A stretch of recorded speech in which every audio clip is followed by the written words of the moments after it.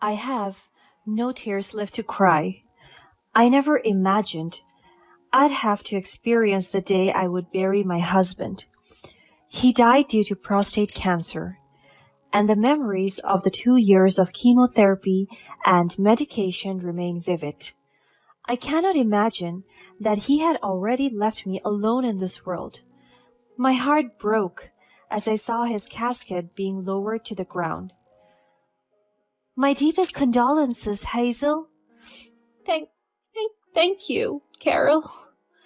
A grieving voice was evident in every word that I said.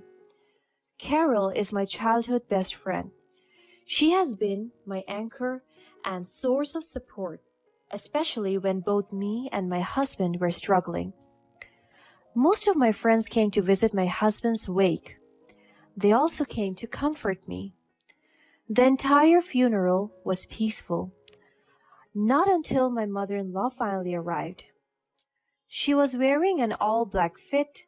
I can sense the grief in her presence, and I feel for it because it is never easy to lose a loved one. She fell to her knees and bawled when she saw the casket. "My son!" she shouted. Our relatives tried to help her stand, but she refused. So I came close to her instead. "Mom, let me help you."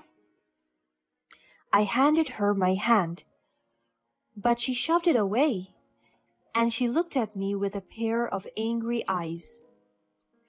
And she looked at me with a pair of angry eyes. "You!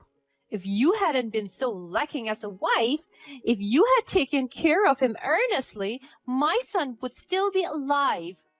Her statement shocked me and everyone else in the graveyard. I was taken aback as she stood up and pointed her fingers at me. "I regretted allowing my son to marry a girl like you. Irresponsible." She raised her voice once again. Her words caused pain in my heart. Everyone was whispering, and it made me conscious. I started to panic and catch my breath. When Carol saw me, she held me gently. "Don't worry, I'm here." As the night grew old, I went home, and Carol insisted on sleeping over for the night. My heart felt empty because of my loss, but my mind is full of thoughts from my mother-in-law's statements. Ever since she came earlier, the atmosphere changed, and people kept on staring at me the entire duration. "Carol, why are people staring at me earlier?" "I get it, because I'm the wife of the dead person, but their gazes are judging me." I can see the worry in her eyes. She was also hesitant to answer me. "Carol, please, tell me, did my mother-in-law say something?" She heaved a deep sigh and held my hand. "Aside from the ones she yelled at your face earlier, she has been spreading lies and rumors about your husband's death. She said you spent all the money for his therapy in your store, and she also claimed that you never took good care of your husband because you wanted him to die to claim all his money." After Carol said all of it, I broke down. My heart shattered. This cannot be true. "All of that is a lie. I never wished for my husband to die, and I will never wrong him for money. I am not hungry for wealth." I cried so hard. Why is my mother-in-law being so rude? I never did anything terrible to her. I did everything to save my husband, even if it meant giving up everything I had. Carol comforted me as I grieved for my husband's death and my mother-in-law's insults. But then I heard a loud crash. It was coming from my store's front door. It only sits in front of our house. That's why I can hear if someone is breaking in. My anxiety went up as I heard loud banging, as if someone was breaking the entire door. What is going on? We should call 911. No, I have to go to my store. I rushed outside and saw two men banging steel on my store's door and window. Hey, stop that! I shouted at them. But they did not stop what they were doing. As I moved closer, I saw my mother-in-law standing behind them, supervising them. I need clarification. What, what is the meaning of this? What are you doing to my store? She instructed the men to stop. Since my son is dead, I will be claiming everything that he left, including this store. After that, she told the men to continue banging the door. This is not fair. I owe this and build a store out of my money and hard work. I own the store. I used my own money to establish this. Liar! You are a poor girl who depends on my son to survive, and now that he is dead, bold of you to assume that I will let you survive this world without even suffering? You allowed him to suffer. You did not take care of him when he was sick, and as a revenger, I will take over the store now, and you cannot do anything about it. That is a lie. I did everything to let Adam live. I worked day and night tirelessly at the store just to sustain his medication. She went near me and slapped me hard. I will never believe you. This is my store now, and no one can stop me. I whimpered in pain. Please, this is my life. I begged her. I worked hard to build this, and you cannot just show up here and take it away from me. You have no rights. I have all the rights because my son owns this. Stop claiming it is yours because everyone knows you cannot do that. She pushed me to the ground. From now on, I don't want to see your ugly face ever again. You will have no right to every property my son owns, including his house. Tomorrow morning, I expect you to be gone and out of my life forever. Please, don't do this to me. I begged for her mercy, but she paid me no mind until the glass jar broke and the glass shattered. As it crashed down, I could feel my life hitting as hell. I remembered my sleepless nights working overtime at a grocery store to save money for my dream store. I could also not forget the people that doubted me, but I proved them wrong as I successfully opened a business. But now, it just slipped away from my hands. All the blood, sweat, and tears that I poured have turned to nothing. Someone stole it from me, and I was just on the ground, helpless. I saw my mother-in-law go inside and push everything her hands reached. The mannequins, dresses, hangers were all scattered on the floor. Seeing it made me angry, and I was about to go after her when Carol held me. Control yourself. I heard Amber's mocking laugh as she stepped on the clothes that were lying on the floor. My heart breaks as I see my dreams slip away from my hands. All the years of hard work have now crashed to the ground. She threw a bundle of clothes at me. There you go. Go away and take that trash with you. You are all worthless. I hope you were the one who died instead of my son. Her words hurt me so much. I can feel the heaviness in my heart. It lingers within and makes me feel hopeless. My life has no direction now. Carol helped me get up and took me away from that heartbreaking scene. I could not endure the overwhelming feelings anymore, and I collapsed the last time I knew. I woke up the next day at Carol's house. She placed a bowl of soup on the bedside table. Eat, so that you can regain your energy. I have no motivation left in my body. All I can think of is my dead husband and my broken business. I cannot fathom that I lose two of the most important things in my life, my great love and my dream. The thought of it made my breathing heavy and my body lousy. Carol, I do not have the will to live anymore. Don't say that. It is not every day that you're suffering.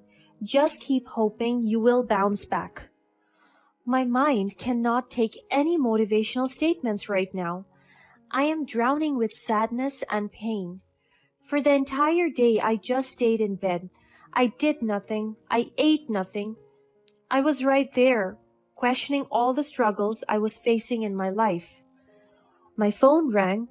It was a call from the loan company that I borrowed money from my husband's medication. Even though I had no energy to converse with others, I still answered the call. Hello?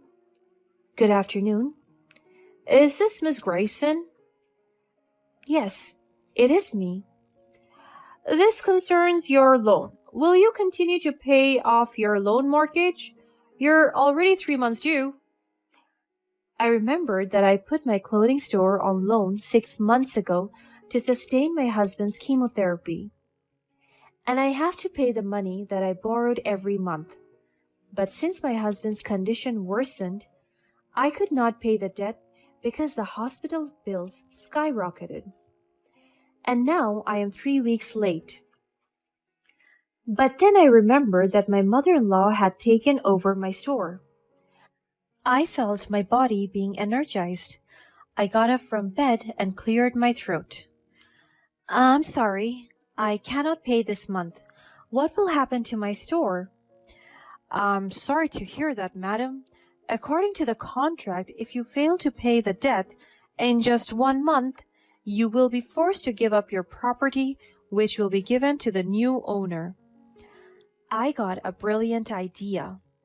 Even though it is heartbreaking to give up on my passion, I must let my mother-in-law feel the taste of downfall. Sure, it's okay with me.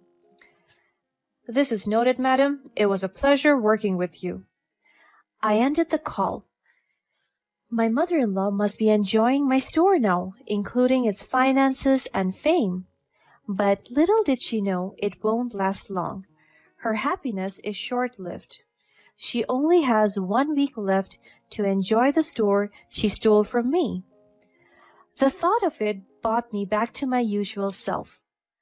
I began to look more lively and accept that things in this world are temporary, and that I have to learn and move on from the struggles and challenges I face.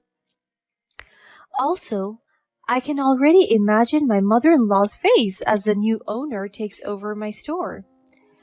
Although it hurts to know that my store is ultimately out of my control, it still relieves me because I know that it will fall into the hands of good people, unlike my mother-in-law.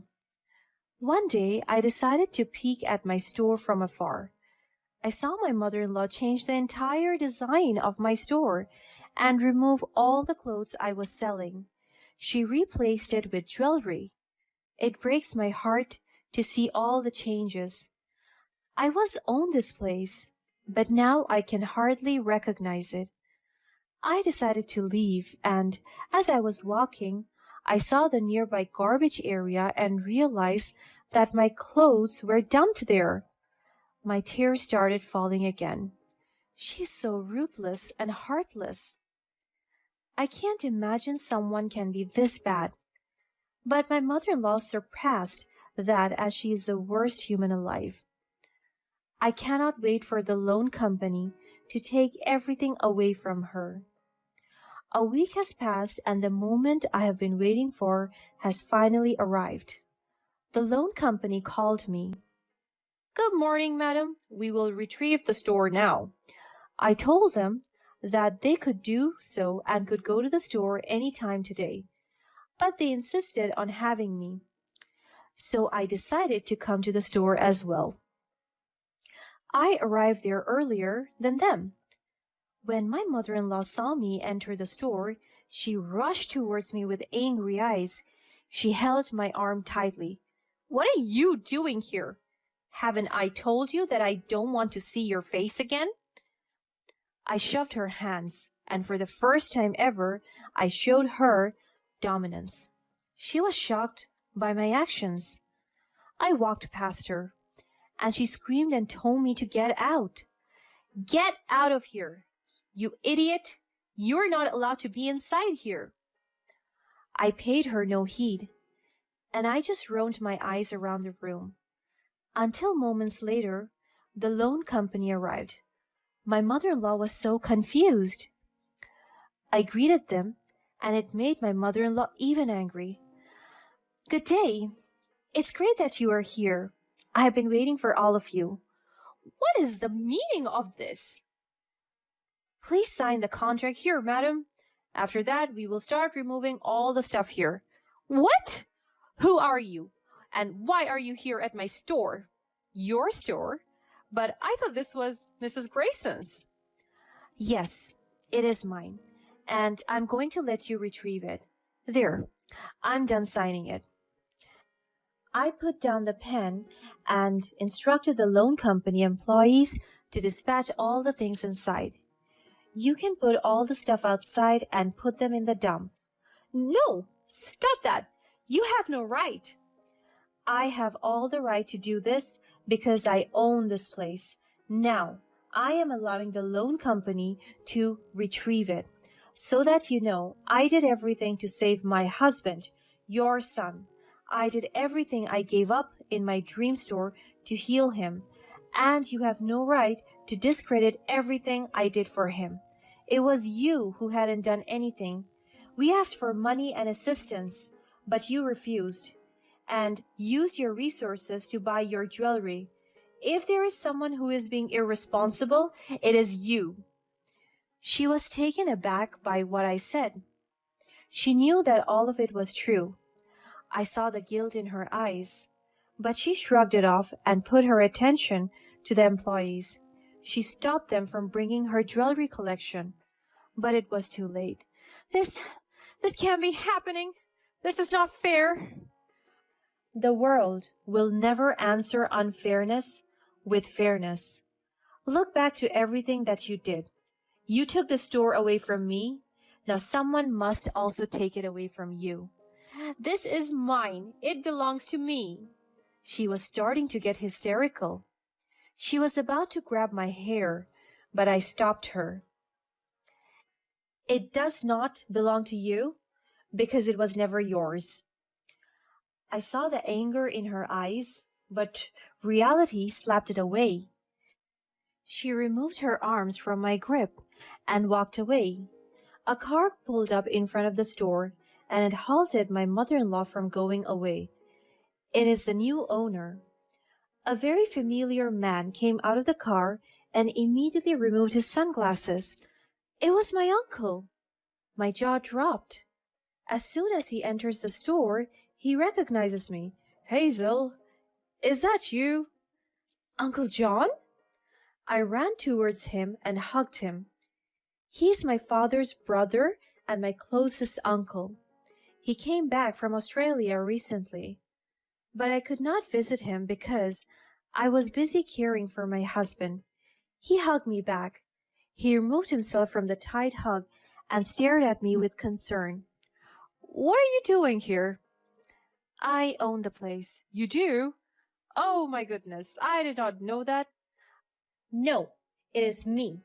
I own this place." My mother-in-law interrupted us. My uncle was so confused and looked at her with lots of questions. "What are you talking about?" "That girl is my daughter-in-law, and she's trying to take over my store." "That is not true, Uncle. This lady took over my clothing store. You know how much I love fashion and that owning one had always been my dream. And just after my husband died, she stole everything from me, including this store. But little did she know that it was already on loan, and now the company is claiming it because I failed to pay the debts. And of course, my uncle believed me. He knows me too well, especially my love for fashion. How dare you say something terrible about my niece? Well, I will not continue to own this store. I will be giving it back to Hazel. My eyes widened, as well as my mother-in-law's. My uncle looked at me and reassured me. From now on, this will be the last time anyone will take over your store ever again. I assure you that.